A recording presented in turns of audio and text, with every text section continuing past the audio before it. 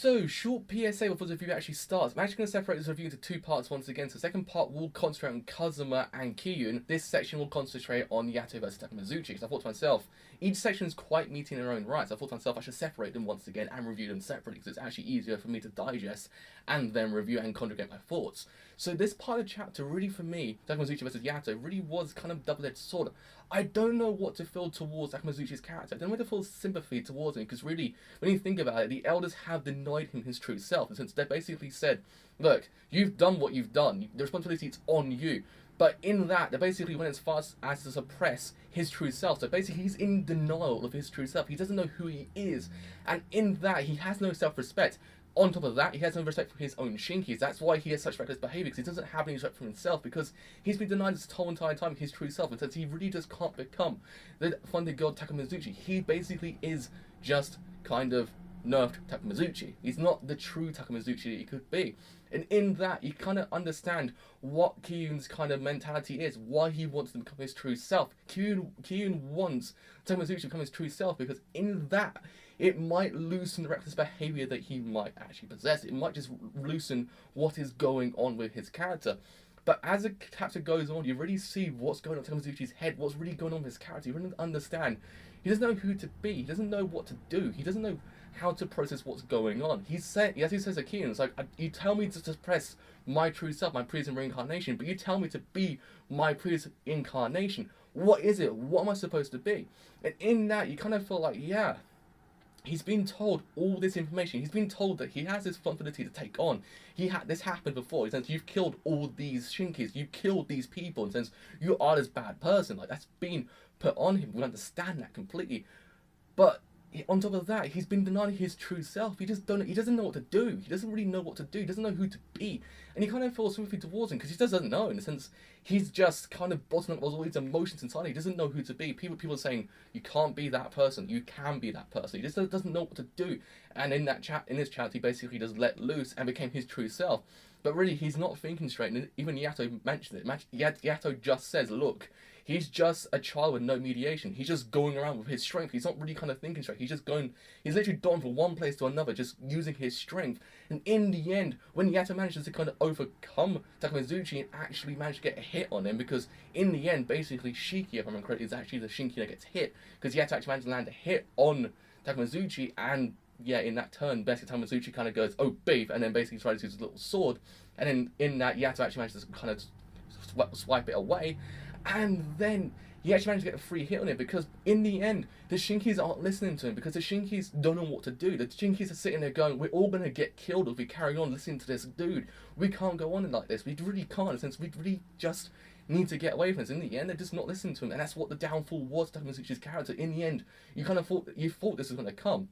You thought Takemikazuchi's character will become like this, and since basically one day the Shinkis won't listen to him, and in that regard, it happened, and this chapter was that.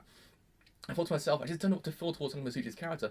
In one regard, I kind of feel sympathetic towards him, because really, he's been denied his true self. He doesn't know who to be, he doesn't know what to do. He's just a person with kind of like a lot of emotions, a lot of things in his brain, just doesn't know what to think. And in other words, he's, in essence, basically, if he has no self-respect, he won't have respect to anyone else. So, yeah, in that regard, he just doesn't know what to feel towards his character. And I understand what Kiun's trying to do. As I said previously, he's trying to bring his true self out, because like that, it might loosen the reckless behavior. But I just don't know what to feel towards his character, because again, this whole entire time, Takemikazuchi really has been an arsehole. In a sense, we've really seen it personified in these chapters. In a sense, we've seen him just be this douche. But when you kind of put it into perspective, he's been denied his true self. He's just been suppressed. In a sense, you understand why. The elders don't want him to be like what happened before. Don't want another thing to happen before. But the way they went about it, just don't know what to feel towards them as well. You just don't know what to do. Because Kiun wants him to be like his previous self, because like that, it loosens the reckless behavior. But you just don't know. You kind of feel like, should I like be sympathetic towards him, or shouldn't I be sympathetic towards him? Because he has that kind of roar about him. He has the reckless behavior. He has the kind of, he doesn't know what to do. He just don't know what to feel. He doesn't know whether to say, yeah, it's actually kind of bad for him or not. That's what I feel towards the chapter. I just don't know what to do, and since I don't know what to feel. But the main kind of show for me was Yukine's character. Yukine kind of just taking up the guidepost and it just going, saying in that little kind of panel, saying, look, I won't let anything happen to Yato. If you think you will take him away from me, you got something wrong here, mate. And says, I will take your ass down. And says, he really is taking up this whole mantle he has, this whole job he has, kind of seriously.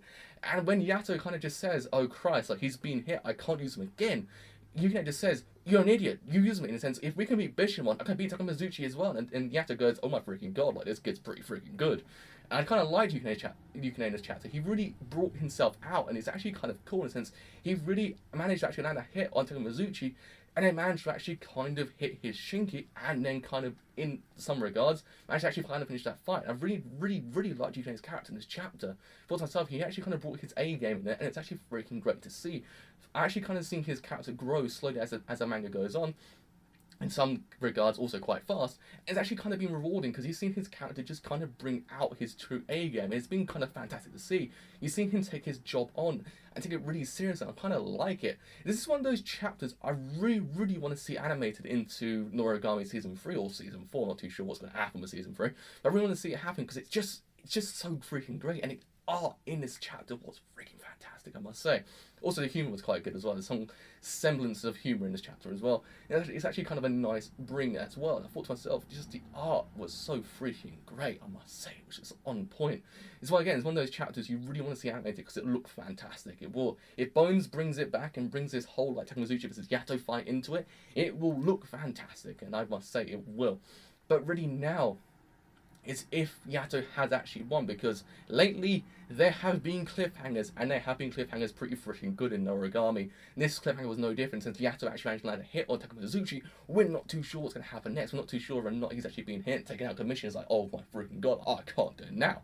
I'm out of commission now. But we just don't know in the sense, is the fight over? Is this whole fight we've been following for the past 7 months over? Is it gone? Is it finished? We're not too sure, but the cliffhanger seems to be kind of killer for that regard. And there's no chapter next month. So I'm kind of sitting there going, why?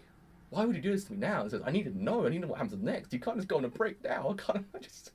Those cliffhangers don't do well to me. It says, I just need to know. And it's just, it's getting to me now. I just want to know. I want to know what happens next. I want to see if Takemikazuchi has actually been taken down.